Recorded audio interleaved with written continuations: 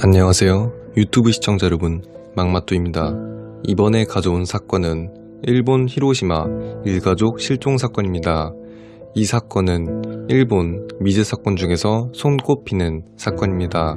야마가미 가정의 가장 마사히로는 건축회사에 다니는 직장인이었고, 채석장에서 근무하는 아내 준코, 마사히로의 어머니 사에구사, 분가를 한 외동딸 치에, 반려견 레오로 구성이 되어 있습니다. 외동딸 치에는 6월 3일 밤 9시경 직장 동료를 집에 데려다주고 화장품을 가지러 집에 간다고 했습니다. 그렇게 온 가족이 집에 모이게 되었죠.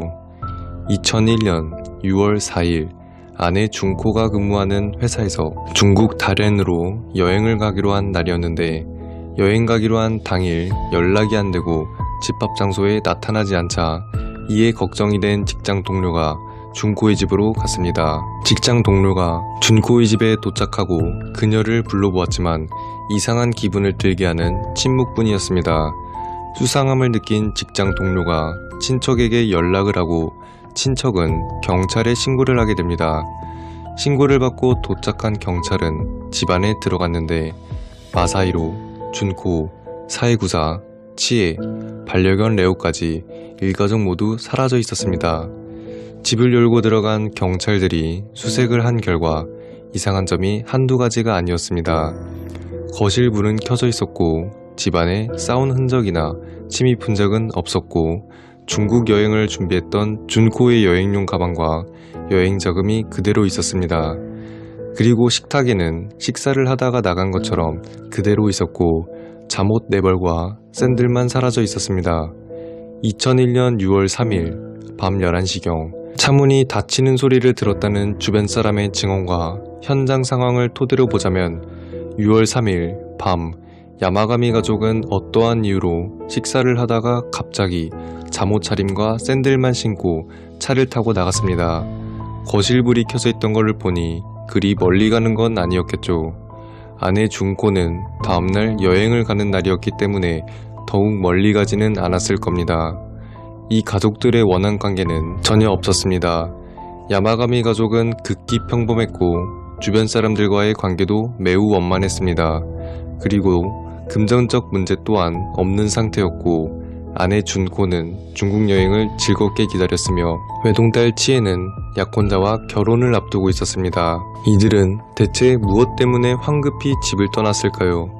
히로시마 경찰은 기동대와 헬기를 동원해서 수색을 했지만 별다른 성과 없이 1년 3개월이라는 시간이 흘렀습니다. 작년에 비해 강수량이 줄어든 2002년 9월 7일 한 행인이 세라초에 있는 교마루댐을 지나가던 중 바닥을 드러냈던 호수 안에 한 자동차를 발견하고 신고를 했습니다.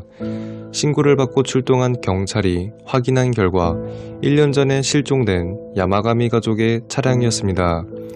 그리고 그 안에는 마사히로, 준코, 사에구사, 치에의 시신이 있었고, 모두 안전벨트를 한 상태였습니다. 반려견 레오도 있었습니다. 특별한 타살 흔적도 없고, 부검 결과 약물이 검출되지 않아서 야마가미 일가족이 극단적인 선택을 한 것으로 생각하고 결론을 내렸습니다. 하지만 경찰의 이러한 결론에 쉽게 고개를 끄덕이기엔 너무 많은 의문점이 있습니다. 우선 사건 현장의 모습과 일가족 모두 샌들을 신고 잠옷 차림으로 안전벨트를 매고 그런 선택을 했다는 건 쉽게 이해하기 힘듭니다. 심지어 자동차 창문은 모두 열려 있었다고 합니다. 많은 의문점 때문에 사람들이 추측을 하기 시작했습니다. 첫 번째, 신고를 가장 먼저 한 친척 A씨일 것이다. 당시 친척 A씨는 평소에 빚이 있었고 독촉을 못 이겨 보험금을 노리려고 야마가미 가족을 살해했다는 것이다. 그렇지만 심증만 있을 뿐 실제 보험금을 받았다는 물증이 전혀 없었습니다. 두 번째, 어머니 사에구사와 아내 준코와의 갈등이 생겨 이러한 사건이 발생했다.